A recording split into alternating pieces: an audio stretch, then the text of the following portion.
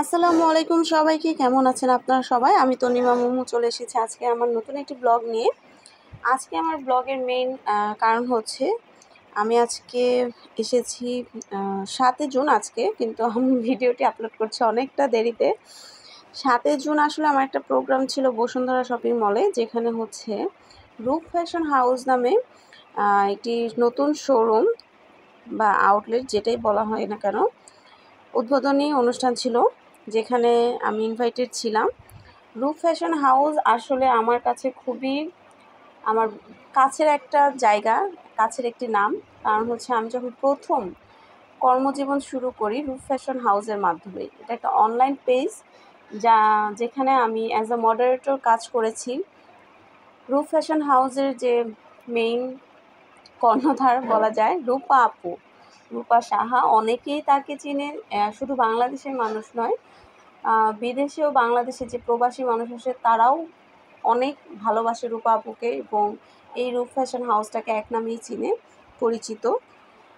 রূপ ফ্যাশন হাউসের আজকে যে উদ্বোধনী আউটলেটের, এখানে আজকে সবাই এসেছে। আমি যাদের সাথে কাজ করে গিয়েছি তারা প্রত্যেকে, এই যে রূপা আপুর মিষ্টি হাসি দেখলেই খুবই ভালো লাগে। রূপা আপু খুবই ব্যস্ত, তার সাথে খুবই অল্প সময় আমার আজকে কথা হয়েছে। আপু যেহেতু ব্যস্ত, আপুকে আর বেশি কথা বলে আমি ডিস্টার্ব করিনি। এই যে আমার সব এক্স কলিগরা, যাদের সাথে একটা সময় আমি অনেকটা ভালো সময় কাটিয়েছি, এবং এই মুহূর্তগুলো আমার কাছে অ্যাকচুয়ালি খুব কাছের, আমি কখনোই ভুলতে পারবো না যেখানেই যাই না কেন।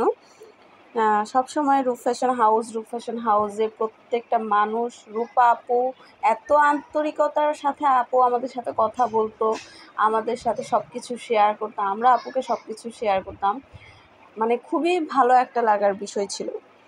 রূপ ফ্যাশন হাউসের মেইন থিম ছিল হচ্ছে পার্পেল কালার, এবং খুবই সুন্দরভাবে আপু ডেকোরেট করেছে তার স্বপ্নের একটা জায়গা। আপু অল্প অল্প করে এই জায়গাটাকে প্রতিষ্ঠা করেছে। রূপা আপুর পাশে ছিল ভাইয়া, মানে রূপা আপুর হাজবেন্ড। ভাইয়া খুবই সাহায্য করেছে রূপা আপুকে এই বিষয়টাতে, এবং রূপা আপুর পাশাপাশি ভাইয়াও এটাতে ইনভলভ। এই যে উদ্বোধনী কেটে উদ্বোধনী অনুষ্ঠান শুরু করা হচ্ছে।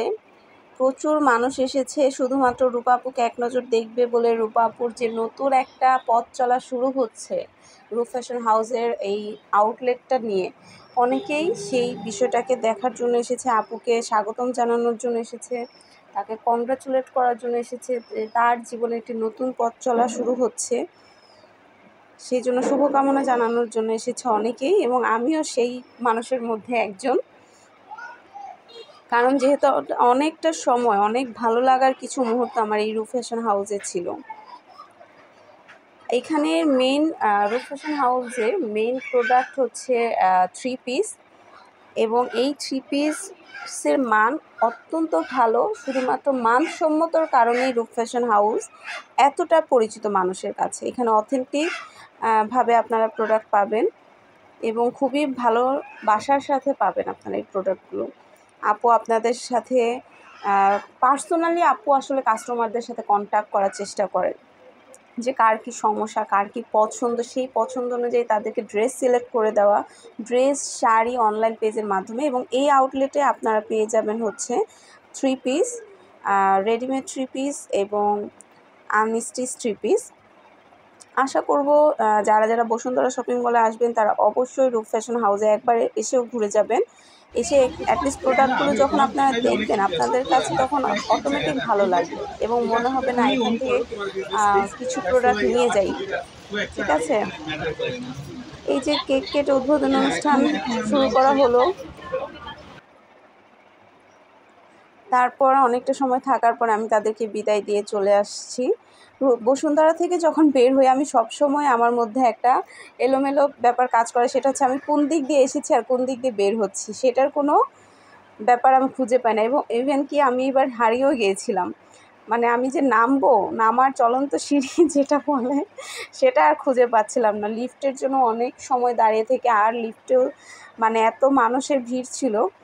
পরে যাই হোক অনেকটা সময় নিয়ে আমি লিফটেই নেমেছিলাম।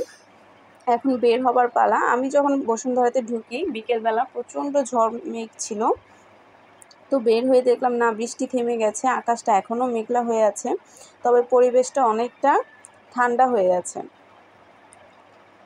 ঈদ শপিংয়ের জন্য অনেক মানুষ এসেছে, যার জন্য হচ্ছে প্রচুর ভিড় ছিল।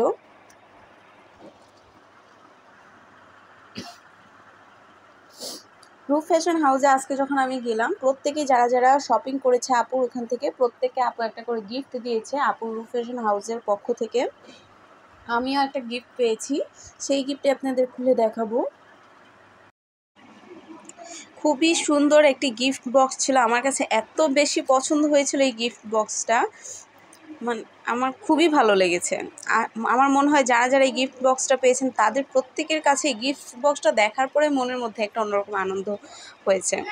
এখানে যে প্রোডাক্টগুলো ছিল আমি সব এলোমেলো করে ফেলেছি, এই যে দেখতেই পাচ্ছেন আপু খুবই চিন্তা ভাবনা করে এই প্রোডাক্টগুলো দিয়েছে। এখানে কিছু সুতার কাঠিম আছে, আমাদের প্রয়োজনীয় সেফটি পিন, সুই, একটা ফিতা দিয়েছে, কার্ড দিয়েছে, মানে মোট কথায় গিফট বক্সটা খুলে আমার কাছে ভালো লেগেছে।